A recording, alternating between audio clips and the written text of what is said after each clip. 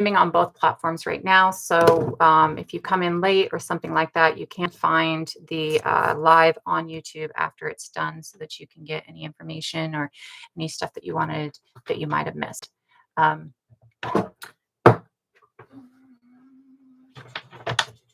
one more thing I have to try and figure out. I apologize.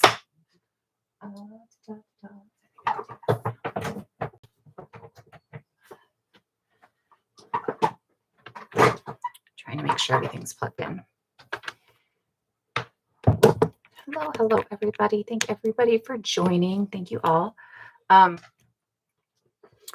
Today, what we're going to talk about, we're going to kind of carry on yesterday's discussion about identity and self, and when we see these things start to arise, what they signify, and what they are kind of around the globe, and what we actually see around the globe. There's a lot of conversation in today's world, especially here in the United States, that is very centric on United States thought process, Americans' thought processes. I don't like using the words Americans because like that discounts the fact that, you know, it's supposed to be the whole continent. Why is it just the people of the United States, right? Not that the continent is America anyways, it's something else. But when we look at so much of the information that goes out, so much of it, and really, and I'm sure there's more shit that we just come in contact with than it is something that the world is seeing.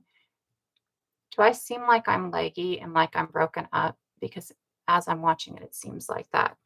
One second, let me make sure that I can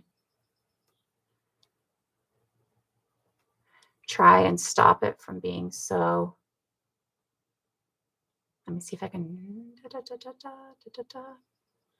Sorry, I know it seems very leggy.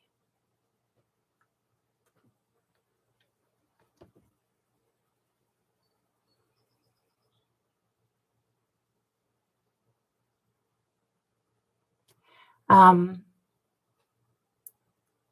not sure why. I'm gonna. So it's not lagging on your end. Okay, so it's just on my end. Currently, especially in the United States, we have a very American-centric viewpoint. We don't seem to think that other people have the right to their own viewpoints about their own country, and we don't seem to think that there's other experiences that we might want to take into consideration. In the United States, we have a very centric view, period. And it seems to be pretty cross-cultural within cultures within the United States. Like it's not that we have a Eurocentric view and all white Americans are Eurocentric and that's it. The view, and this is understandable, seems to be centric on, if you're a Black American, then it's centric on Black American views and not necessarily understanding Africa from an African viewpoint, like from Africa's standpoint, right? Or, if you're in the United States as an indigenous person who's been here forever, for some people, it's very hard to remember that people from Mexico are also indigenous people who have been here forever. They're not Spaniards, they're not Spain, you know. And so we see a lot of that. Like currently, we see a lot of that in the reconnection issue. People are called pretendians because they're not traced to a specific uh, North American. Well, some of them are traced to specific North American regions, but to something that is in the United States or Canada. And a lot of times we see a lot of injury happening with this. This injury is a double down of colonialism, a double down of the centric nationalistic thought process, and it's a double down of that idea that we're unique or we're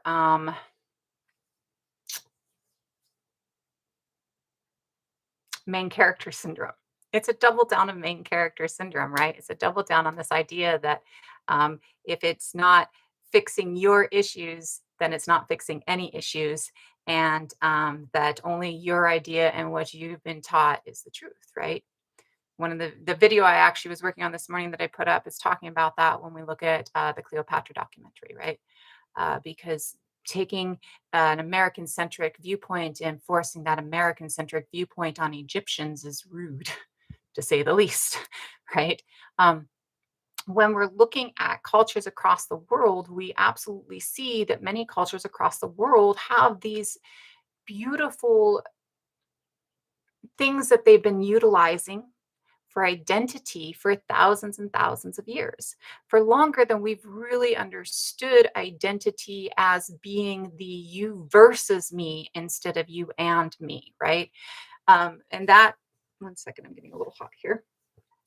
What I mean by that is when you're looking at that othering concept of it's my ideas are superior or my needs are superior to other needs versus the concept that of community that your needs are as important as my needs and our needs can be met together, right? I'm still an individual, a human being that has unique things that I'm offering to the table, but my needs are not paramount over other people's needs, right?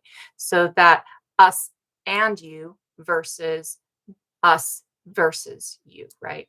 And when we're looking at that, the reason in my mind that we have to, nice, hi, Suki. The reason in my mind that we have to really kind of double down on and really kind of remember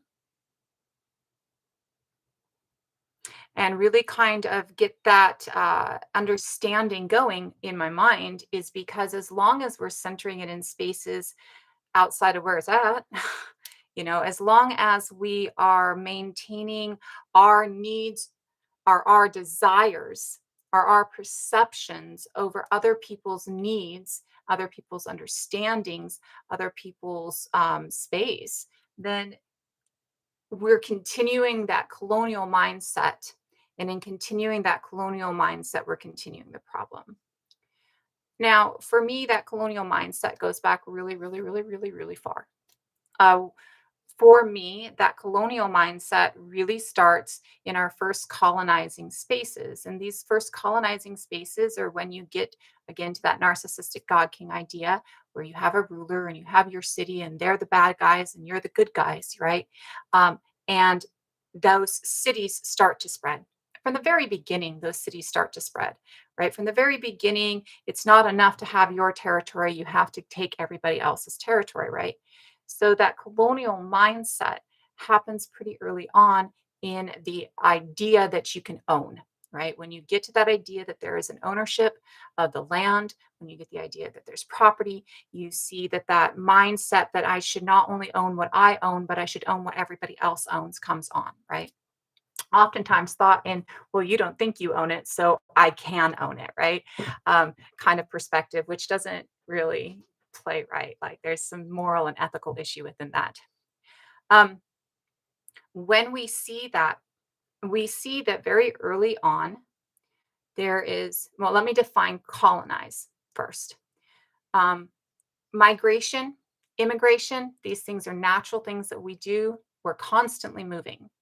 Colonization is when you move into an area that has people in that area and you impose your religion and government, one or the other, depending on how you rule, but your rulership over this other area. And often it is with outliers, not outliers, like hubs or colonies is what we call some of them, but where you'll like send, a group and they'll kind of rule and they'll let maybe a client king be on top as, your whatever. So colonize, to colonize, colonization. All of these things are when a foreign government or a foreign rulership comes in and imposes its idea of rulership on a people that are not their people, right? This is not migration and immigration. Migration is, just movement, right? Immigration is I used to live there. I was part of a nation because immigration doesn't come in until really we get nation, right? I was part of a nation. I used to live there, but I have moved here and I am partaking in the culture that is here, right? I'm not imposing my culture on someone else. Thank you, love. And so immigration is not colonialism, right? If you're not imposing your culture on somebody else, you're not colonizing. Um, Culture, government, right? Thought processes, religion, that's the colonization. Now, you can participate in the colonization of an area and not be a part of the government, right? If you're one of the people coming in who is helping keep in place a colonial government, or helping uplift a colonial government, then you are participating in colonization. And we have many people who participate in colonization today. These are the differences between what colonization is, what immigration is, and what migration is. Again, migration is just movement. It's moving from one place to the other. Sometimes there are other people there and you join in. Sometimes there are not other people there. Sometimes move there and then you move there and then you move there and there's no other people in any of the places. Or sometimes you move from town to town to town to town, and there's people in all of those places, but you're just migrating through as you follow whatever it is that your group follows or you personally follow, right? Like if you're migrating because you're following herds, then you're migrating through as the herds move through. If you're migrating because, you had space, but the space that you have is no longer viable and now you need to move into different space, right? Um, and again, immigration comes after we get nation. So when we look at identity and identifiers in humanity, we see that identifiers in humanity go back before this stuff. Identifiers in humanity and the understanding of identifying ourselves to others as either a part of a group or as an individual or as a job really comes into play when we start to see that interaction between us and Neanderthals and us and other human species. And really, it takes a few 100,000 years for it to actually start to come into play because we're 300,000 years as a species. Neanderthals were 570,000 years as a species. And in neither one of us do we start to see identity coming into play until about 100,000 years ago, right? So we had 200,000 years here before we start to see identity come into play. Neanderthals have roughly what? 500,000 years here before identity starts to come into play for them.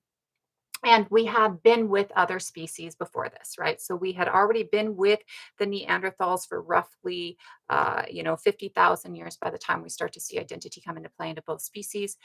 We had definitely known other species prior to this because we had known the species that we were around when we came into being in South Africa, because there are several other species that were around. Some of them contributed to our DNA.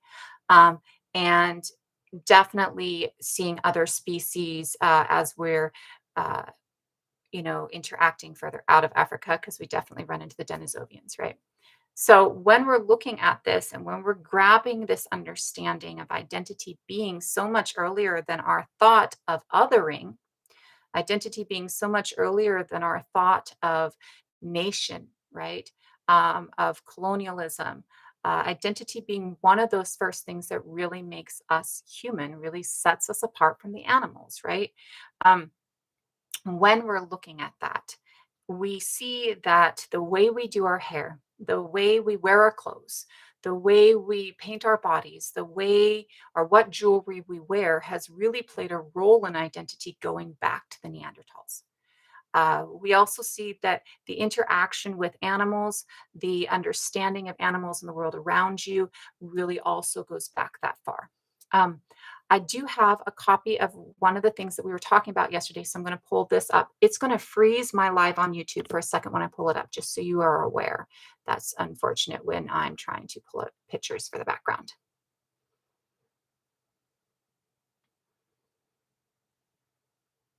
So we were talking about this yesterday when we were talking about tattoos, but I didn't have my picture of it. For those of you in YouTube, I'm going